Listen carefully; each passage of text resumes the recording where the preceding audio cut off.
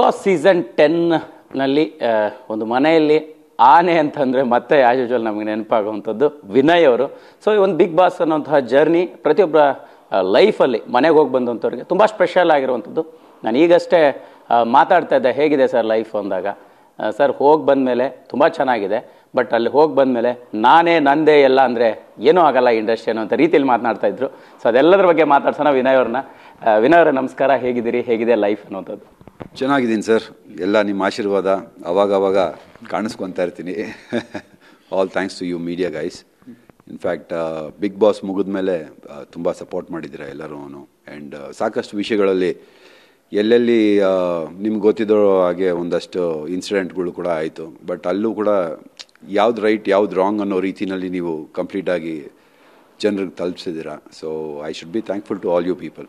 S Vinay, ನೀವು ಇವತ್ತು ತುಂಬ ಸಂದರ್ಭದಲ್ಲಿ ಮಾತಾಡುವಾಗ ಹೇಳ್ತಾ ಇದ್ರಿ ಸರ್, ನಾನು ನೋಡಿದ ತಕ್ಷಣವೇ ಏನಪ್ಪ ಈ ಮನುಷ್ಯನ ಮಾತಾಡ್ಸೋಕ್ಕೆ ಅನ್ನೋಂಥ ರೀತಿಯಲ್ಲಿ ಹಿಂದೇಟ್ ಹಾಕುವಂಥ ಮನಸ್ಥಿತಿಗಳಿದೆ. ಬಟ್ ನಾನು ರಿಯಲ್ ಆಗಿ ಹಂಗಲ್ಲ ಸರ್ ಅಂತ ನಾವು ನೋಡಿದಾಗ ಹಾಗೆ ಅನಿಸುತ್ತೆ.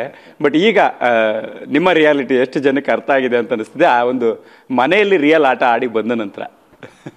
ಸರ್, ಮನೆ ಅದು ಆ ರೀತಿ ಆಡ್ಸತ್ತೆ. ಏನಂದರೆ ಯು ಕಾಂಟ್ ಬಿ ಲೈಕ್, ಇವಾಗ ನೋಡಿ ಪ್ರತಿಯೊಬ್ಬರಿಗೂ ಒಂದು ಮುಖ ಅಂತಿರುತ್ತೆ.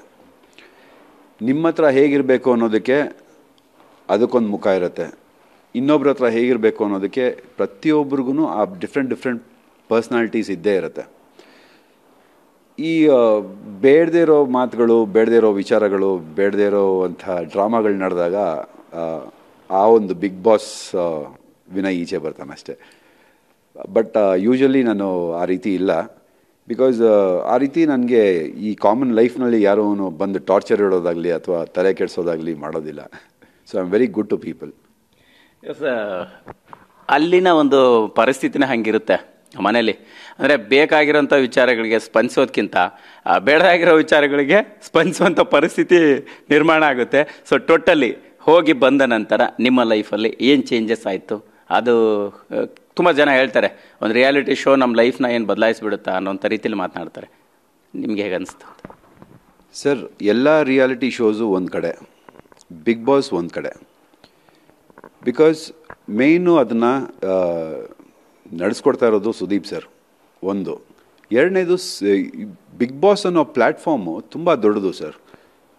ಲೈಕ್ ಕೆಲವರು ತುಂಬ ಚೀಪಾಗಿ ಮಾತಾಡ್ತಾರೆ ಅದ್ರ ಬಗ್ಗೆ. ಅಲ್ಲಿ ಹೋಗಿ ಎಕ್ಸ್ಪೀರಿಯನ್ಸ್ ಮಾಡಿ ಇದ್ದು ಜೀವಿಸಿ ಬಂದವ್ರಿಗೆ ಮಾತ್ರ ಗೊತ್ತು ಬಿಗ್ ಬಾಸ್ ಮನೆ ಏನೇನು ಮಾಡತ್ತೆ ಅಂತ. ಇಟ್ಸ್ ಅ ಬ್ಯೂಟಿಫುಲ್ ಪ್ಲ್ಯಾಟ್ಫಾರ್ಮ್ ನಮ್ಮಂಥ ಆರ್ಟಿಸ್ಟ್ಗಳಿಗೆ.